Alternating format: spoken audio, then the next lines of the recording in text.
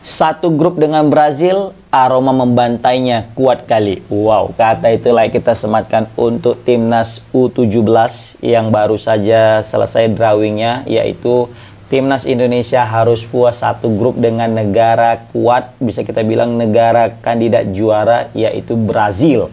Kita tahu Brazil ini negaranya sepak bola. Setiap di mana-mana kita pergi, kalau ke Brazil pasti menemukan yang namanya bola dimainkan oleh anak-anak, mulai dari anak kecil, anak balita enggak lah ya. Agak gede dikit ya kan. Pokoknya di jalan manapun mereka bermain street football ya kan. Street football ingat langsung main PS ya kan. PS1 tuh street football. PS1 tuh PS2 ya kan. Yang bisa spesial dia putar-putar, udah penuh nanti powernya, asal shoot goal gitu ya kan. Nah, mak bisa lagi bicara PS kita. Oke, jadi di Pildun 17 kali ini kan main di Qatar. Nah, jadi kita tahulah sempat dibantai di Piala Asia kemarin sama Korea Utara ya. Kalau Korea Selatan kita kalahkan asik, walaupun agak-agak beruntung kita ya kan menang lawan Korea Selatan, tapi menang is menang gitu ya kan, kalah is kalah. Dan memang lawan Korea Utara kita sangat jauh sekali kualitasnya. Dan kita lihat ini lebih jauh lagi kualitasnya, yaitu Brazil. Ya kan, Brazil kalau bisa kita bilang pitching mata sebenarnya kalau Indonesia ini. Dia kalau Brazil nengok undian tadi, Honduras, Zambia, Indonesia, dalam pitching mata lah dia ini. Pasti dia ini dianggap sebagai apa lah ya kan, sebagai juara grup lah nanti di grup ini, walaupun belum bertanding ya kan. Tapi itu nggak masalah dan itu wajar, minal adah. Kenapa? Karena Brazil dengan kualitasnya dan 3 negara sisanya ini dengan kualitasnya juga.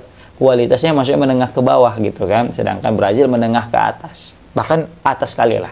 Ya ini kita bukan maksudnya merendahkan negara kita dan negara dua lainnya, tidak, tapi kita mesti realistis dan nggak mesti tahu diri lah memang. Ya kan, kita ini masih merangkak untuk ke depan gitu ya kan, dan itu nggak masalah. Selagi merangkak, asal dia itu berpindah maju ke depan, itu nggak masalah daripada lari tapi mundur ke belakang. Kan, sih. Oke, nah di sini kita akan melihat bagaimana peluang Indonesia bisa lolos di grup ini. Kalau aku bisa bilang, ini Indonesia besar sekali peluangnya. Kenapa aku bisa bilang besar kali peluangnya lolos? Karena kebetulan di Piala Dunia kali ini bukan hanya runner up guys yang diambil, tapi juga 3 terbaik juga akan lolos ke fase knockout. Nah, ini pasti memberikan angin segar dan memberikan sinyal positif nih kepada timnas Indonesia yang mengincar bisa berbicara banyak lah di Piala Dunia kali ini. Setidaknya bisa lolos aja ke fase knockout, itu udah jadi prestasi yang luar biasa dari timnas Indonesia. Nah, di sini kalau misalnya kita nggak usah berbicara 3 besar lah, kita nggak usah bicara 3 besar terbaik. Untuk runner up aja kita masih ada peluang sebenarnya. Kenapa? Karena di sini lawan penentu yang aku rasa ya itu cuma lawan Honduras. Kalau lawan Zambia ini kayaknya kita bisa menang. Ya aku tidak bisa bilang Zambia lemah, tidak. Tapi kalau misalnya kita hitung-hitung peluangnya, walaupun sebenarnya sepak bola itu bukan matematika yang bisa dihitung. Tapi kalau aku prediksi ya, namanya juga prediksi, sebenarnya bisa salah gitu kan. Dan bebas orang memprediksi kan. Nah kalian juga bisa prediksi nih. Kalau misalnya aku prediksi Indonesia itu bisa ngalahkan Zambia.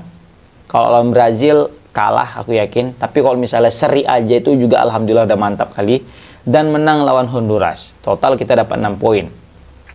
Kalau lawan Honduras ini nggak tahu sih aku sebenarnya ini ngeri-ngeri sedap karena dia ini kan apa ya? Memang kalau untuk di timnas seniornya tidak terlalu jago-jago amat, tapi jago juga kalau untuk di level Amerika kan.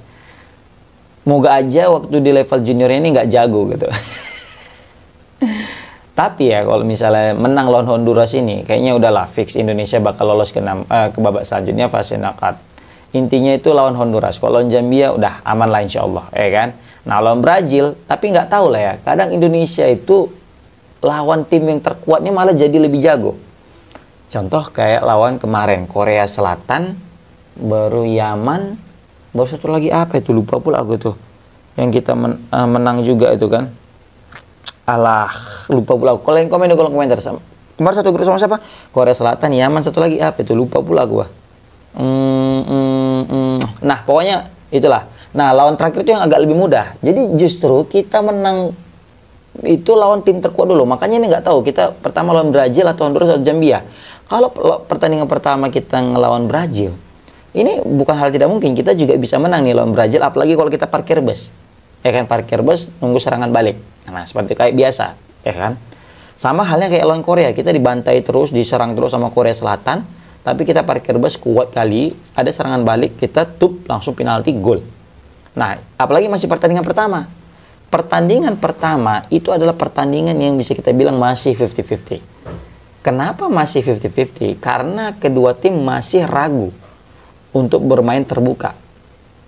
Karena masih mencoba membaca permainan lawan. Yang kedua, mental masih belum sesungguhnya. Kenapa? Karena di pertandingan pertama masih ada rasa nervous.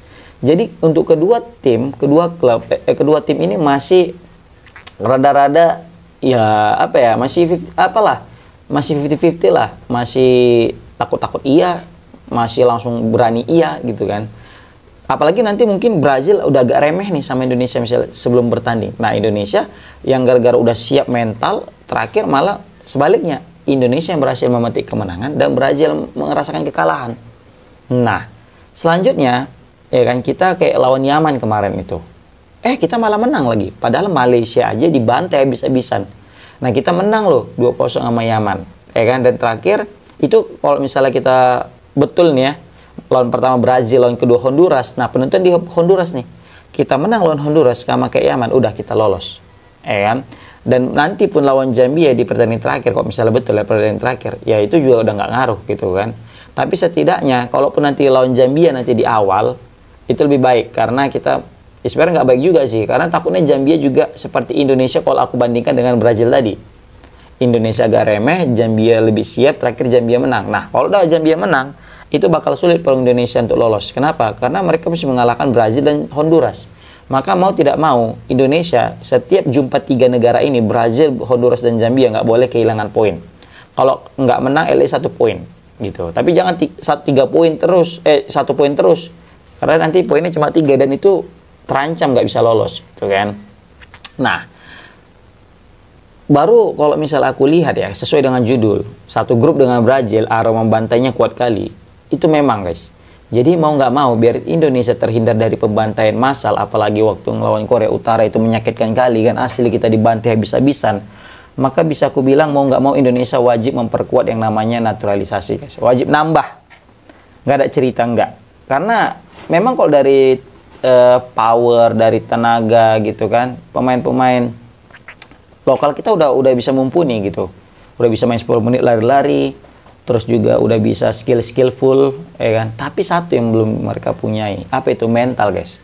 Mental dimana ketika sebenarnya mental udah ada, tapi mental ketika untuk comeback itu belum ada. Kalau mental main udah main kosong, nah itu masih kuat mentalnya. Tapi kalau udah kebobolan 1, nah itu banyak mental pemain muda itu kita langsung goyang. Apalagi kalau udah kebobolan 2 dan 3, itu udah langsung rusak dan tinggal menunggu waktu aja untuk dibantai habis-habisan. Dan itu terbukti kan waktu lawan Korea, kita kena gol cepat, gol, udah selesai. Nah, itu yang aku takutkan nanti lawan Brazil.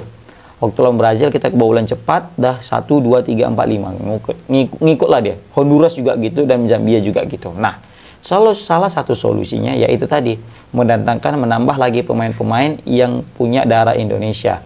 Karena biasanya pemain-pemain yang punya darah Indonesia berkompetisi di luar, itu mentalnya pasti berbeda lah. Bisa kita lihat lah, Becker gimana kan. Dia itu memang bukan pemain naturalisasi ya, dia memang kebetulan warga negara Indonesia. Tapi kan dia tempahan dari luar. Nah beda, bisa kita lihat bagaimana daya juang spiritnya, mentalitasnya, ya kan. Jika kita punya ada 5 Becker aja gitu, udah aman kayaknya kita itu. Nah tapi kan ini kita cuma 1 Becker. Makanya Coach Nova dan PSSI harus memantau lagi, menambah lagi pemain-pemain yang bisa kita bilang untuk bisa nambah kekuatan timnas, apalagi kalau kita ingin berbicara banyak di level dunia. Karena kalau udah lolos aja fase knockout, wah keren kali, serius. Di fase knockout apapun masih bisa terjadi. Ya kan, setidaknya Indonesia bisa dapatkan penalti dan bisa mencetak gol di babak adu penalti. Oke, komen di kolom komentar guys, gimana pendapat kalian tentang Indonesia yang satu grup dengan Brazil di Piala Dunia U17 Qatar. Assalamualaikum warahmatullahi wabarakatuh.